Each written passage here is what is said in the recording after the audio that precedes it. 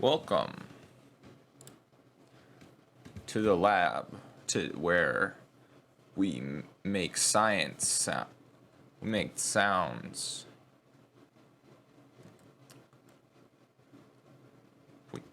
The lab, we make sounds using science at the science lab. Today, at the lab, we will make the sound of a train. Do you know what a train sound makes? Today, we'll use science and find out what sound the train makes in the science lab today.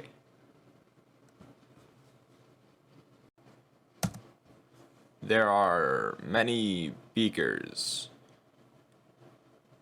There's the circle beaker, which is circle beaker.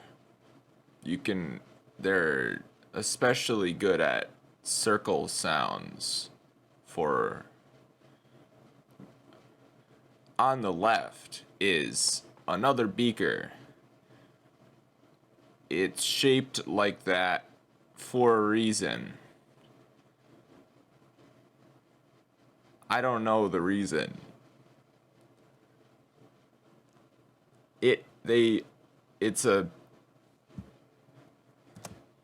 There are many sounds which you can make in the science lab of. There's the scream of the 6-year-old girl, the blue raspberry, car honk, fart, and goose sound. These are just a few, to name a few. When sounds in the science, the chemicals are mixed, they make more sounds. That is what we will do to make the train sound. We will need chew and chugga. It is very important that you have both chew and chugga for the train noise.